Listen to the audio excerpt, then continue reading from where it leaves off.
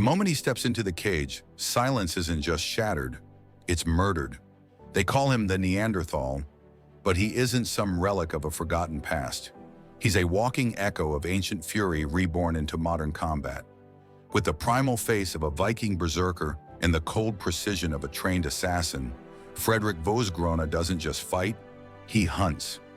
Before the cage door even locks, his eyes fixate on the man across from him, and it's not a sporting contest anymore. It's war. His very aura is an unanswered question. Who unleashed this beast? And fans, both awestruck and horrified, whisper the same rumor. Is this Brock Lesnar's son? Truth be told, the origin of this savage isn't as mythical as some hope, but it's no less powerful. Born in Dusseldorf, Germany, this maniacal grappling machine didn't grow up under the lights of an octagon or in the shadow of any famous father. He was just another kid with a PlayStation and a curiosity for pain. Ironically, it wasn't a dojo or gym that birthed the Neanderthal. It was a UFC video game, and on its cover was the beast himself, Brock Lesnar. Something about that image, that rawness, that dominance, ignited a wildfire in young Frederick, a fire that wouldn't be tamed by fantasy. He didn't just play the game, he became obsessed with mastering the moves.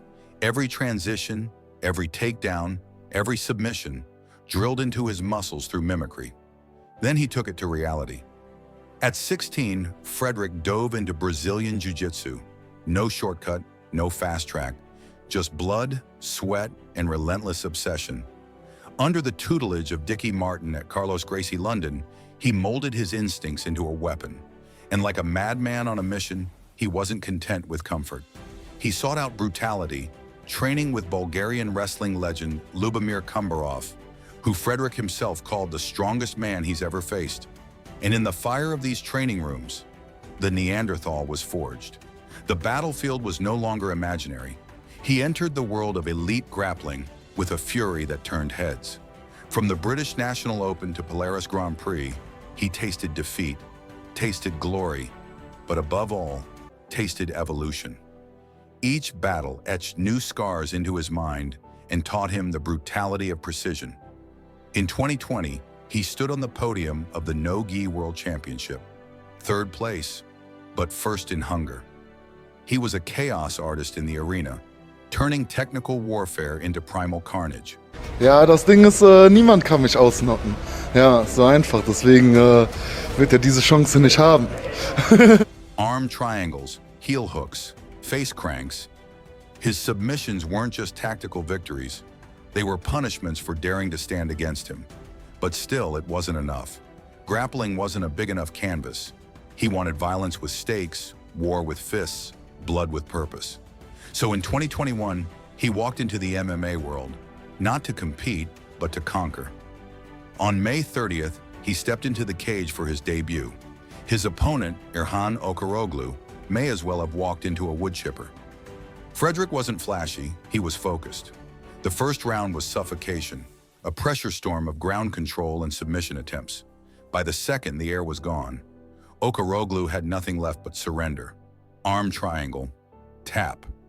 Just like that, the Neanderthal announced his presence. Yet what stunned the world was not the victory, but his dissatisfaction. In a chilling post-fight reflection, Frederick admitted he hated his performance. Not out of false modesty, but because destruction wasn't enough. He didn't just want to win, he wanted to annihilate. So while others celebrated, he vanished into training.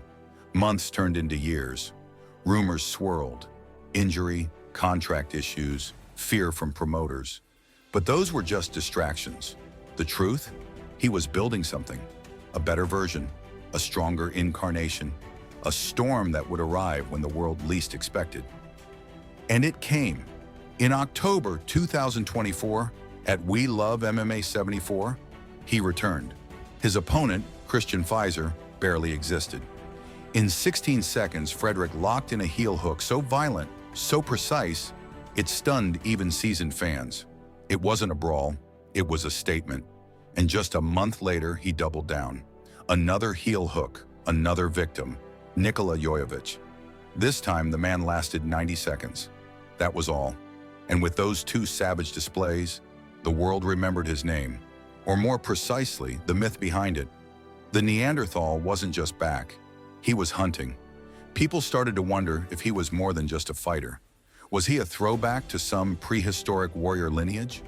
Or was it possible, just possible, that Brock Lesnar, the conqueror of two sports, left more than just a legacy behind?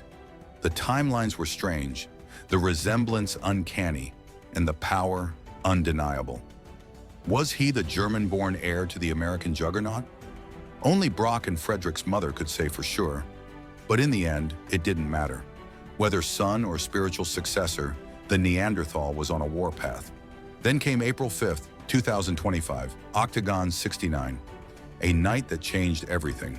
His opponent, Jerk Montagnac, wasn't just a target, he was a witness. The crowd didn't just watch.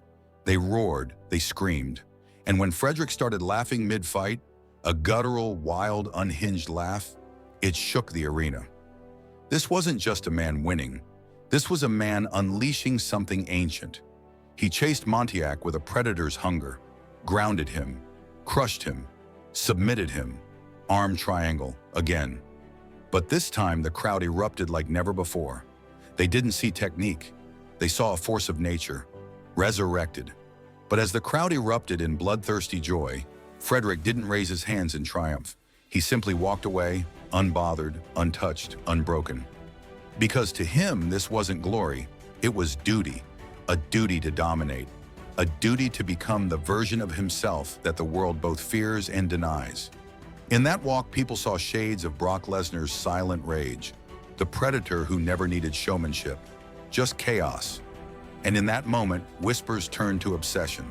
UFC fans, MMA analysts, casual watchers, everyone needed to know, who the hell is this monster? And more importantly, who dares to stop him? Social media caught fire. Clips of his heel hooks went viral. His scream, his laugh, his face, shared like ancient war paintings. UFC veterans began weighing in. Some dismissed him as an untested brute. Others, the smart ones, saw something deeper. They saw technique layered under savagery. They saw cold calculation disguised as madness. They saw the blueprint of a heavyweight threat unlike anything Europe had bred before. Frederic Vosgröne wasn't just a grappler turned brawler. He was a fusion of old-world grit and new-school precision. Physical condition paid off. Ich will einfach den härtesten Kampf bekommen, den ich bekommen kann. Ich will den schnellen Weg an die Spitze nehmen und deswegen habe ich auch direkt Will heraus.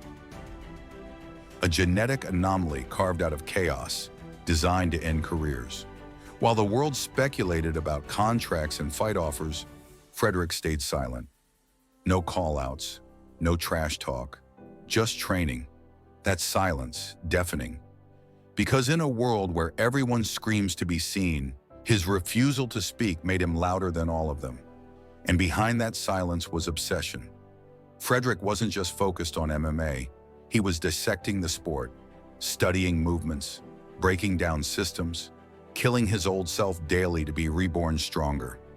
No gym selfies, no sponsor plugs, just pain, repetition, and isolation. Because for him, attention was never the goal. Domination was. What's most terrifying is that he's still raw, still learning, still flawed, and yet he finishes men in seconds. He controls professional fighters like they're amateurs. He makes seasoned grapplers look like they've never felt pressure before. Imagine what he'll become in 2 more years.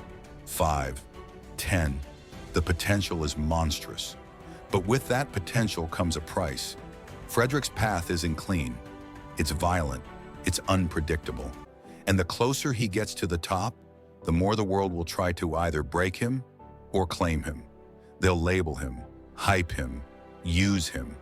And when they can't control him, they'll fear him. But Frederick is no puppet. He's too wild, too feral, too self-made. His myth can't be bought or sold.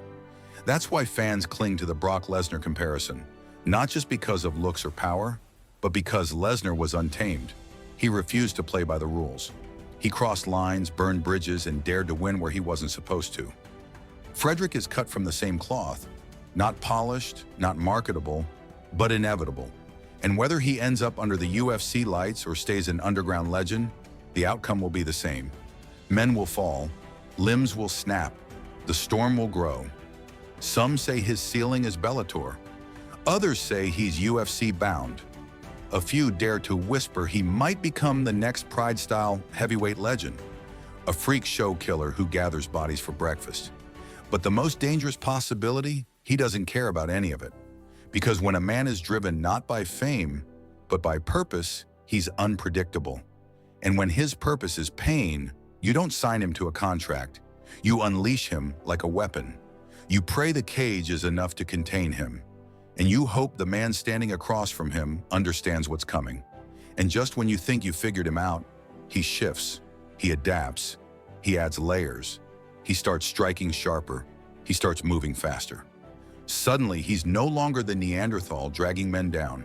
He's standing up, trading, timing. And when that day comes, the heavyweight division won't be ready, because it's one thing to prepare for a grappler, it's another to prepare for a predator who can do it all. A monster with wrestling pressure, BJJ submissions, ground and pound savagery, and knockout potential. That's not evolution, that's extinction, and many careers will end because of it. And yet, even now, he remains a mystery. He doesn't beg for interviews, doesn't perform for cameras. He just vanishes between fights, only to return even more monstrous. And that's the real hook. He isn't chasing the spotlight.